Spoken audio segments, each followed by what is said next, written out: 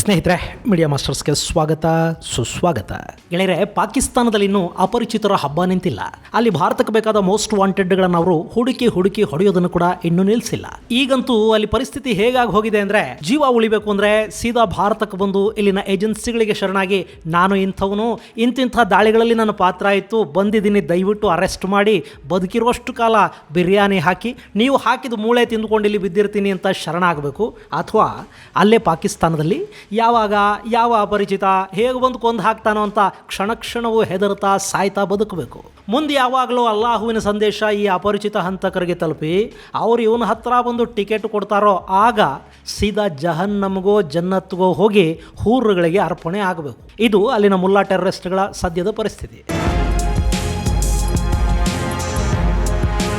ಗೆಳೆಯರೆ, ವಿಷಯ ಏನು ಅಂದರೆ, ಮೊನ್ನೆ ಪಾಕಿಸ್ತಾನದ ಖೈಬರ್ ಪಖ್ತೂನ್ಖ್ವಾದಲ್ಲಿ ಹಾಜಿ ಉಲ್ಮರ್ ಗುಲ್ ಅನ್ನೋ LET ಫೈನಾನ್ಷಿಯರ್ ಒಬ್ಬನನ್ನ ಅವನ ಇನ್ನಿಬ್ಬರು ಸಹಚರರ ಸಮೇತ ಜನ್ನತ್ಗೆ ಪಾರ್ಸಲ್ ಮಾಡಲಾಯಿತು ಅನ್ನೋ ಸುದ್ದಿ ಬಂತು. ಅಯ್ಯೋ, ಇದಲ್ಲಿ ಇದ್ದಿದ್ದೆ, ಅಲ್ಲಿ ಇನ್ನು ಮೇಲೆ ಇದು ದಿನ ನಡೀತಲೇ ಇರುತ್ತೆ. ಪಾಕಿಸ್ತಾನದಲ್ಲಿ ದಿನ ಸಾಯೋರಿಗಾಗಿ ಅವರೇ ಅಳೋದನ್ನು ಬಿಟ್ಟಿದ್ದಾರೆ, ಇನ್ನು ನಾವ್ಯಾಕೆ ಹೆಚ್ಚು ಸಂತೋಷ ಪಡೋದು ಅಂತ ನಾನು ಕೂಡ ಸುಮ್ಮನಾಗೋ ಹೊತ್ತಿಗೆ ಅಲ್ಲಿನ ಪಂಜಾಬ್ ಪ್ರಾಂತದ ಕಸೂರ್ನಿಂದ ಲಷ್ಕರ್ ಸಂಘಟನೆಯ ಅತಿ ಮುಖ್ಯ ನಾಯಕನೊಬ್ಬನನ್ನ ಹೊಡೆದು ಕೆಡವಿರೋ ಸುದ್ದಿ ಬರ್ತಾ ಇದೆ. ಈ ಬಾರಿ ಮೋಡಸ್ ಆಪರೆಂಡಿ ಅಂದ್ರೆ ಕೃತ್ಯ ಮಾಡೋ ವಿಧಾನದಲ್ಲಿ ಸ್ವಲ್ಪ ಬದಲಾವಣೆ ಇದೆ. ಬಂದೂಕು, ಗುಂಡು ಇದ್ಯಾವುದನ್ನು ಅವರಲ್ಲಿ ಬಳಸಿಲ್ಲ. ಬದಲಿಗೆ ಒಂದಷ್ಟು ಅಪರಿಚಿತರು, ಒಂದು ಅಪರಿಚಿತ ವಾಹನ, ರಸ್ತೆ, ಹಿಟ್ ಅಂಡ್ ರನ್. ಯಾರು ಬಂದರೂ ಗೊತ್ತಿಲ್ಲ, ಯಾರು ಗುದ್ದಿದ್ರೂ ಗೊತ್ತಿಲ್ಲ, ಯಾಕೆ ಗುದ್ದಿದ್ರೂ ಗೊತ್ತಿಲ್ಲ, ಅದು ಅಪಘಾತನ ಅಲ್ವಾ ಗೊತ್ತಿಲ್ಲ. ಆದರೆ ಸತ್ತವನು ಮಾತ್ರ ಜಿಹಾದಿ ಗುರು, ಲಷ್ಕರ್-ಎ ತೈಬಾದ ನಾಯಕ, ಜೊತೆಗೆ ಭಾರತದ ಮೋಸ್ಟ್ ವಾಂಟೆಡ್ ಕೂಡ. ಅಲ್ಲಿಗೆ ಭಾರತಕ್ಕೆ ಬೇಕಾದವನಿಗೆ ಅಲ್ಲಾನಿಂದ ಕರೆ ಬಂದಿದೆ, ಅವನು ಹೂರಿಫೈಡ್ ಆಗಿ ಹೋಗಿದ್ದಾನೆ. ಹಾಗೆ ಸತ್ತವನ ಹೆಸರು ಅಬ್ದುಲ್ಲಾ ಶಾಹೀನ್.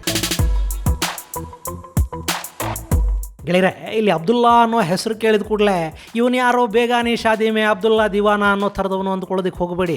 ಇವನು ಲಷ್ಕರ್-ಎ ತೈಬಾದ ಅತ್ಯಂತ ಕುಖ್ಯಾತ ಕಮಾಂಡರ್ಗಳ ಪೈಕಿ ಒಬ್ಬ.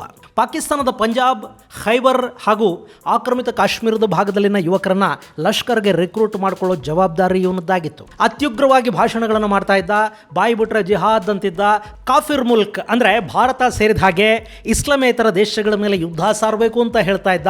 ಇವನ ಮಾತುಗಳನ್ನು ಕೇಳಿ ಸಾಕಷ್ಟು ಜನ ಜಿಹಾದ್ ಕಡೆಗೆ ಆಕರ್ಷಿತರೂ ಆಗಿದ್ರಂತೆ.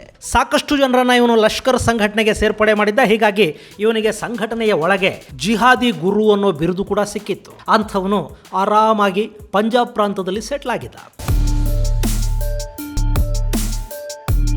ಇಲ್ಲಿ ಪಾಕಿಸ್ತಾನದ ಪಂಜಾಬ್ ಪ್ರಾಂತ್ಯ ಇದೆಯಲ್ಲ, ಇದು ಅತ್ಯಂತ ಸೇಫೆಸ್ಟ್ ಜಾಗ ಅನ್ನಿಸ್ಕೊಳ್ಳುತ್ತೆ. ಅಲ್ಲಿ ಭಯೋತ್ಪಾದಕರ ಹಾವಳಿ ಪಾಕಿಸ್ತಾನದ ಬೇರೆ ಪ್ರಾಂತಗಳಿಗೆ ಹೋಲಿಕೆ ಮಾಡಿಕೊಂಡ್ರೆ ಸ್ವಲ್ಪ ಕಡಿಮೆನೆ. ಈ ಪಾಕಿಸ್ತಾನಿ ಪಂಜಾಬಿಗಳು ತುಂಬಾನೇ ಬುದ್ಧಿವಂತರು. ಅವರು ಅಲ್ಲಿನ ಎಲ್ಲ ಪ್ರಾಂತಗಳನ್ನ, ಅಲ್ಲಿನ ಸಂಪನ್ಮೂಲಗಳನ್ನ ದೋಚ್ತಾರೆ. ಪಾಕಿಸ್ತಾನದ ರಾಜಕೀಯ ಅಧಿಕಾರ ಇರೋದು ಅಲ್ಲಿನ ಪಂಜಾಬಿಗಳ ಕೈಯಲ್ಲಿ. ಅಲ್ಲಿನ ಸೇನೆಯಲ್ಲಿ ಕೂಡ ಪಂಜಾಬ್ ಮೂಲದ ಅಧಿಕಾರಿಗಳು ಹೆಚ್ಚಿದ್ದಾರೆ. ಭಾರತದ ಜೊತೆಗೂ ಅಥವಾ ಅಫ್ಘಾನಿಸ್ತಾನದ ಗಡಿಯಲ್ಲೂ ಸಂಘರ್ಷ ಉಂಟಾಯಿತು ಅಂತ ಇಟ್ಕೊಳ್ಳಿ, ಆಗ ಈ ಪಂಜಾಬಿ ಸೇನಾಧಿಕಾರಿಗಳು ಸೇಫೆಸ್ಟ್ ಜಾಗಗಳಿಗೆ ಪೋಸ್ಟ್ ಮಾಡಿಸ್ಕೋತಾರೆ. ಗಡಿಯಲ್ಲಿ ಸಾಯೋದಕ್ಕೆ ಬಲೂಚ್ ರೆಜಿಮೆಂಟು, ಖೈಬರ್ ಅಥವಾ ಸಿಂಧ್ ರೆಜಿಮೆಂಟ್ನ ಯೋಧರನ್ನ ಗಡಿಗಳಿಗೆ ಕಳುಹಿಸಿಕೊಡ್ತಾರೆ. ಇನ್ನು ಭಯೋತ್ಪಾದಕ ಕೃತ್ಯಗಳಲ್ಲೂ ಅಷ್ಟೇ. ಪಂಜಾಬ್ ಅಲ್ಲಿನ ಸಾಕಷ್ಟು ಉಗ್ರ ನಾಯಕರಿಗೆ ಆಶ್ರಯವನ್ನು ಕೊಟ್ಟಿದೆ. ಪಂಜಾಬಲ್ಲಿ ಅವರು ಉಗ್ರ ಭಾಷಣಗಳನ್ನು ಮಾಡ್ತಾರೆ, ಅಲ್ಲಿ ಹಣ ಸಂಗ್ರಹ ಮಾಡ್ತಾರೆ, ಆಶ್ರಯ ಪಡ್ಕೊಳ್ತಾರೆ, ಆಸ್ತಿಗಳನ್ನು ಮಾಡ್ಕೋತಾರೆ. ಈ ಉಗ್ರರನ್ನ ಸಾಕೋದು ಶ್ರೀಮಂತ ಪಂಜಾಬಿ ಮುಸ್ಲಿಮರು. ಆದರೆ ಆ ಸಂಘಟನೆಗಳಲ್ಲಿ ಬಂದೂಕು ಹಿಡ್ಕೊಂಡು ಮತದ ಅಮಲನ್ನ ನೆತ್ತಿಗೆ ಏರಿಸಿಕೊಂಡು ಸಾಯೋದು ಮಾತ್ರ ಪಾಕಿಸ್ತಾನದ ಇನ್ನಿತರ ಪ್ರಾಂತಗಳಲ್ಲಿನ, ಅದರಲ್ಲೂ ಹೆಚ್ಚಾಗಿ ಖೈಬರ್ ಮತ್ತು ಆಕ್ರಮಿತ ಕಾಶ್ಮೀರಗಳಲ್ಲಿನ ಬಡವರ ಮನೆಯ ಮಕ್ಕಳು. ಅವರಿಗೆ ಈ ಲೋಕದಲ್ಲೊಂದು ಪಾಕೆಟ್ ಬಿರಿಯಾನಿ ಕೊಟ್ಟು, ಒಂದಷ್ಟು ಡ್ರಗ್ಸ್ ಕೊಟ್ಟು, ನೀನು ಸತ್ರೆ ಹೂರುಗಳು ಸಿಗ್ತಾರೆ, ಅಲ್ಲಿ ಇದಕ್ಕಿಂತ ಒಳ್ಳೆ ಬಿರಿಯಾನಿ, ಇದಕ್ಕಿಂತ ಒಳ್ಳೆ ಕಿಕ್ ಕೊಡೋ ಡ್ರಗ್ಸು, ಒಳ್ಳೆ ಎಣ್ಣೆ ಸಿಗುತ್ತೆ, ಎಷ್ಟು ಕುಡಿದ್ರು ಎಷ್ಟು ತಿಂದ್ರು ನಿನ್ನನ್ನು ಯಾರು ಕೇಳೋದಿಲ್ಲ ಅಂತ ಹೇಳಿಬಿಟ್ರೆ ಸಾಕು, ಆ ದಡ್ಡ ಮುಂಡೆವು ಸಾಯೋದಕ್ಕೆ ರೆಡಿ ಆಗಿಬಿಡುತ್ತವೆ. ಇದು ಪಾಕಿಸ್ತಾನದಲ್ಲಿ ಹಾಗೂ ಬೇರೆ ಕಡೆಗಳಲ್ಲಿ ಕೂಡ ಭಯೋತ್ಪಾದಕರು ಹುಟ್ಟುತ್ತಾ ಇರೋ ರೀತಿ.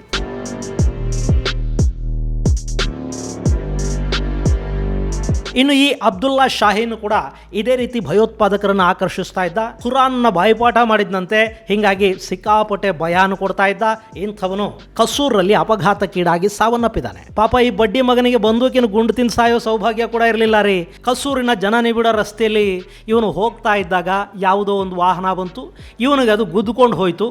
ರಸ್ತೆಯಲ್ಲಿ ಬಿದ್ದು ಒದ್ದಾಡ್ತಾ ಇದ್ದವನನ್ನು ಆಸ್ಪತ್ರೆಗೆ ಸಾಗಿಸೋಣ ಅಂದ್ಕೊಂಡು ಜನ ಹತ್ತಿರ ಹೋದರೆ ಅವನು ಅಷ್ಟು ಹೊತ್ತಿಗೆ ಸತ್ತು ಹೋಗಿದ್ದ. ಕೊಂದವ್ರು ಯಾರು ಯಾರೂ ಗೊತ್ತಾಗಲಿಲ್ಲ. ಹೀಗಾಗಿ ಅವನ ಸಾವಿಗೆ ಕಾರಣ ಕೂಡ ಗೊತ್ತಾಗಿಲ್ಲ. ಈ ಬಾರಿ ಭಾರತದ ಮೇಲೆ ಕೂಡ ಗೂಬೆ ಕೂರಿಸೋದಕ್ಕೆ ಸಾಧ್ಯ ಇಲ್ಲ. ಯಾಕೆಂದ್ರೆ ಅಪರಿಚಿತ ಬಂದೂಕುಧಾರಿಗಳು ಬಂದು ಇವನನ್ನು ಹೊಡೆದಿಲ್ಲ. ಹೀಗಾಗಿ ಇವನ ಸಾವಿಗೆ ಕಾರಣ ಏನು ಅನ್ನೋ ಬಗ್ಗೆ ಅಲ್ಲಿನ ಪೊಲೀಸರು ತನಿಖೆ ಮಾಡ್ತಾ ಇದ್ದಾರಂತೆ. ಇದು ಟಾರ್ಗೆಟ್ ಕಿಲ್ಲಿಂಗ ಅಂದ್ರೆ ಭಾರತದ ಏಜೆನ್ಸಿಗಳ ಕೈವಾಡ ಇದೆಯಾ, ಅಥವಾ ಲಷ್ಕರ್ ಎ ತೈಬಾದ ಒಳ ಜಗಳಗಳ ಕಾರಣದಿಂದ ಇವನನ್ನ ಅವರೇ ಹೊಡೆದು ಕೆಡವಿದರ, ಅಥವಾ ಇವನಲ್ಲಿ ಬೇರೆ ಏನಾದರೂ ಭಾನಗಡಿಗಳನ್ನು ಮಾಡ್ತಾ ಇದ್ನ, ಇವನ ಸಾವಿನ ಹಿಂದಿನ ಕಾರಣ ಏನು ಅನ್ನೋ ಬಗ್ಗೆ ತನಿಖೆ ಮಾಡ್ತಾ ಇದ್ದೀವಿ ಅಂತ ಅಲ್ಲಿನ ಪೊಲೀಸರು ಹೇಳ್ತಾ ಇದ್ದಾರೆ.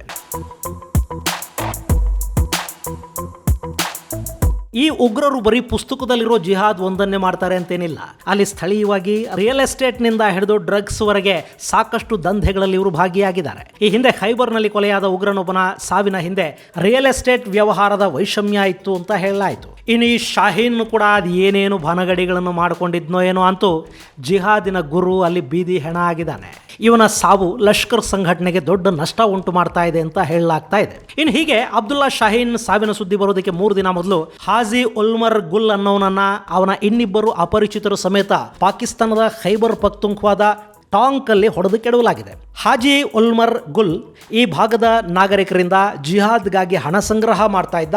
ಅವನು ಲಷ್ಕರ್ ಸಂಘಟನೆಗೆ ಆ ಹಣವನ್ನು ಒದಗಿಸಿಕೊಡ್ತಾ ಇದ್ದ. ಟಾಂಕ್ ಅಂದರೆ ಇಲ್ಲಿ ನೀವು ಮ್ಯಾಪಲ್ಲಿ ನೋಡ್ತಾ ಇದ್ದೀರಲ್ಲ, ಇಲ್ಲಿ ಮೊನ್ನೆ ಮಸೀದಿಗೆ ಅಂತ ಹೋಗ್ತಿದ್ದವನ ಮೇಲೆ ಅಪರಿಚಿತರು ಗುಂಡಿನ ದಾಳಿ ನಡೆಸಿದ್ದಾರೆ. ಅವನು ತನ್ನ 2 ಅನುಚರರ ಸಮೇತ ಗುಂಡಿಗೆ ಬಲಿಯಾಗಿದ್ದಾನೆ ಅಂತ ಹೇಳಲಾಗ್ತಾ ಇದೆ.